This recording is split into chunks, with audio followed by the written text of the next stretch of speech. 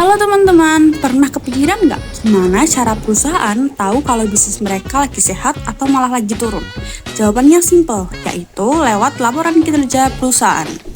Emang apa sih manfaat dan tujuan laporan kinerja perusahaan itu?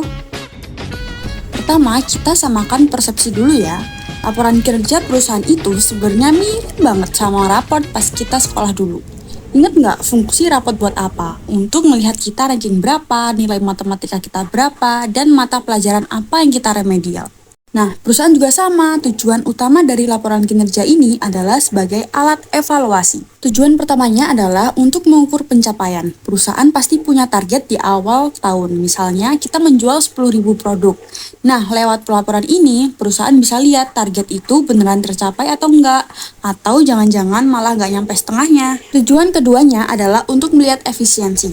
Artinya, perusahaan pengen ngecek uang yang dikeluarkan buat modal, buat gaji, dan buat iklan itu sebanding atau tidak dengan keuntungan yang didapat. Jangan sampai pengeluaran besar-besaran, tapi hasilnya malah zong.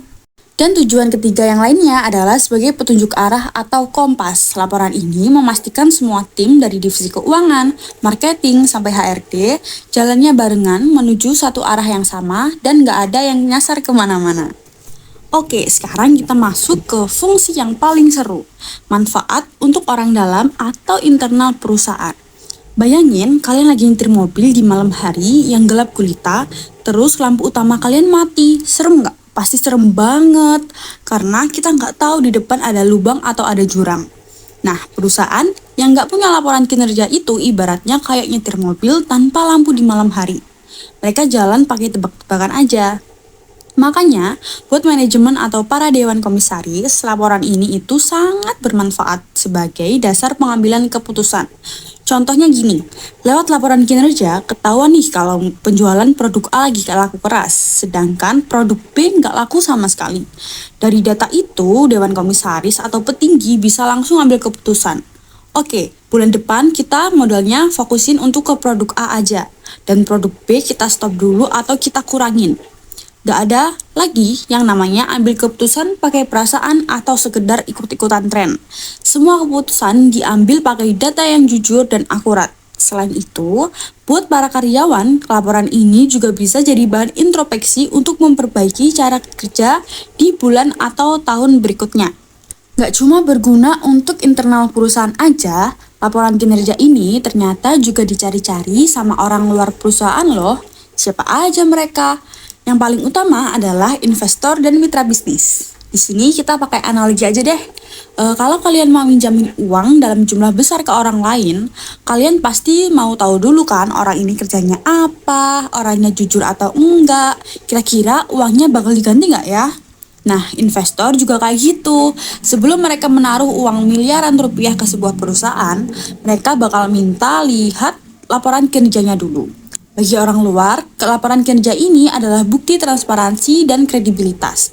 Kalau laporan kinerjanya rapi, untung, jelas, dan perkembangannya bagus, investor gak bakal ragu untuk kasih modal. Sebaliknya, kalau perusahaannya tertutup dan gak punya laporan yang jelas, orang luar bakal curiga dan gak mau diajak kerjasama. Jadi, laporan ini itu adalah kunci untuk membangun kepercayaan publik.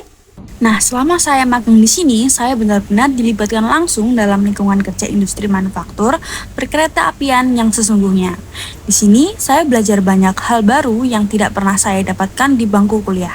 Mulai dari teknis kerja yang nyata, bagaimana menyelesaikan masalah di industri, sampai pentingnya komunikasi dan kerja sama tim. Satu hal yang paling berkesan untuk saya adalah lingkungan kerjanya yang sangat suportif, para mentor, bapak ibu karyawan, dan senior di PT Inka sangat terbuka dan sabar dalam membimbing saya. Para senior tidak pelit ilmu dan selalu memberikan ruang bagi saya untuk bertanya, berdiskusi, bahkan memberikan masukan. Hal itu membuat saya merasa dihargai bukan cuma sebagai mahasiswa magang, tapi sebagian bagian dari tim. Terima kasih banyak untuk PT Inka atas kesempatan magang ini.